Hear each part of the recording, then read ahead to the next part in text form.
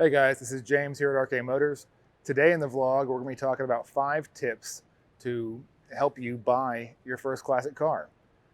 If you've ever heard any horror stories about, somebody trying to buy something and everything went wrong, be sure to comment below and let us know about it. But we're going to try to help you guys avoid some of those little pitfalls by giving you some common sense things to look for and ways to kind of take the pain out of the ownership and purchase experience of your next collector car.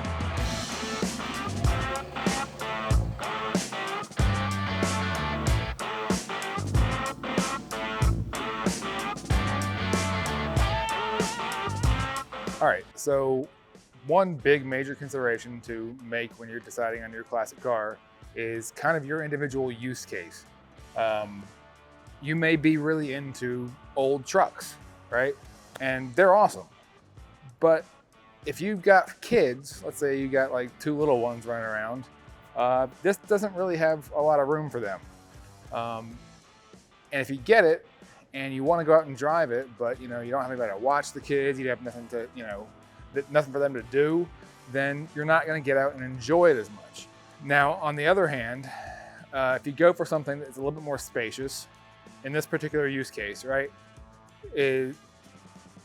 you could bring the whole family in a classic like this Impala right here. So that's one major consideration.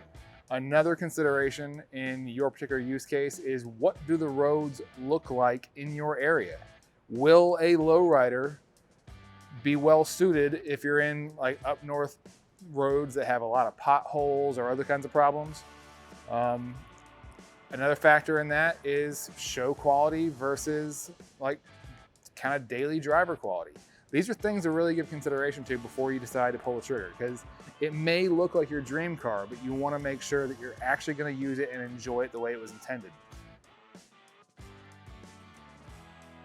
Now, speaking of your particular use case, being very conscientious of, kind of your experience level with classic cars is very important. You can go with something like this 66 Chevelle, okay? But this is an original car. This has an original style engine. This has, no power brakes, no power steering. It's gonna drive like an old car. On cold days, it's carbureted. You're gonna have to pump the gas a few times and, get it started up that way. If you're not accustomed to that, that can be a little frustrating. If you're wanting something that is kind of I'm just gonna get in it, drive it, I want all the modern features, then you can get into the Resto-mod stuff. Now, for those of you who do not know, a Resto-mod is where you take a classic car, this beautiful Impala here, and you decide to kind of bring it up to date. So it'll have a modern fuel-injected engine. This one's got an LS in it. It'll have modern brakes, modern wheels and tires, modern suspension. So you'll get all the kind of creature comforts that you're accustomed to in your normal daily driver, but you get all the style. Now, there is going to be a price point difference in these depending on the originality and the actual level of customization, but it's a factor to consider. The third factor to consider is budget. Now, when people think of budget, they're oftentimes just looking at the number that's on the window sticker. That's just part of it. You've got to consider the fact that you're going to have to pay taxes in whatever state or country you live in. If you're buying a car from out of state, you're going to need to transport it. And if you're buying a car that's in particularly nice shape, you probably want to transport it covered. There are other factors, just like insurance. Make sure you've priced that out, call a reputable agent. We actually recommend Hagerty Insurance. They specialize in classic and collector vehicles. We'll actually put a link up above and you guys can check that out. But be sure to get a quote so you have an idea how much you're gonna pay. By going through a collector car insurance company like that, you are going to end up with a lower rate because they'll understand that it's not your daily driver. You're not gonna be putting all these miles on it, and it will be a considerably less expensive way to go. Another element of that is going to be general maintenance. While these cars are, fairly rudimentary, at least the all original ones, you still have to kind of be a good judge of like, how experienced are you with maintaining these things? They do require regular maintenance, even if you're not driving them a lot. If something goes wrong, you want to make sure that you have a reputable mechanic that you trust that can work on it, because a lot of the modern dealerships, they've never touched this before.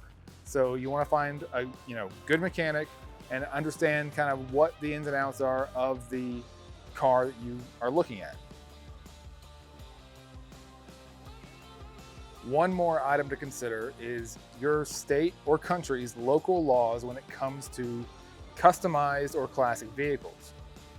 This truck, for instance, is a show truck. It's a gorgeous build, but it's got no windshield wipers. It's got no door handles.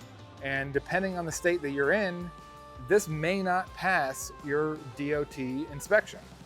So make sure that you're very aware of what the laws are, what the regulations are as far as, things like door handles, things like windshield wipers. Exhaust is a big thing, particularly in California, to make sure that you're going to get something that's going to be legal, or be able to modify something to make it legal. Like adding some of those features on is oftentimes easy. If you're going to be buying a car from one state or one country to another, make sure that titling will be an easier process for you. Make sure you understand what that entails, particularly if you're doing an international order. We get a lot of customers who are overseas and want to get a car, but certain countries have very strict import laws. Some won't allow any of them in. Some will only allow cars that have numbers matching engine, drivetrains, and everything. So make sure you do your research and know what you're getting into with your country's laws before you decide to lay down the cash on your car. Our fifth tip is to check the titling. So whenever you're looking at a car, make sure that the name on the title matches the person who's selling it to you. You may want to check the title status. Look for any kind of liens, look for any kind of things that may cause a problem with you titling it to your own name.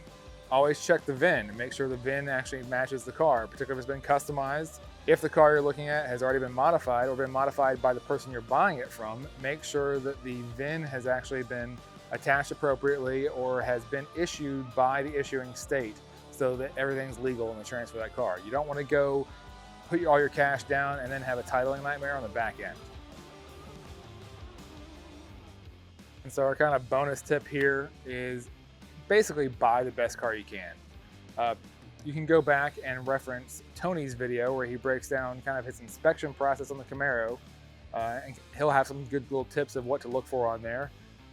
And one thing we suggest to all of our buyers is bring an independent inspector in. They're easy to find. You pay a couple $100. They'll go over the car. They'll kind of tell you what they see, what they find.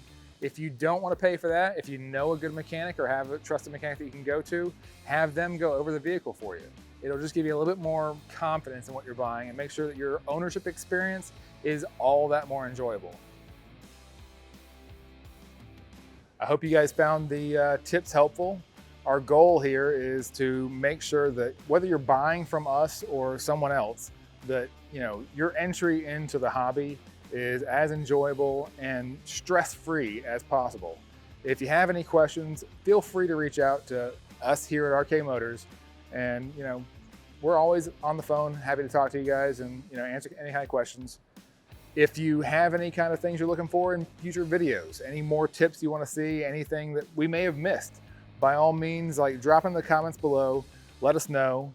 If this is your first time, be sure to like the video and subscribe to the channel, and we'll be putting out more of these in the future. So we'll see you guys next week.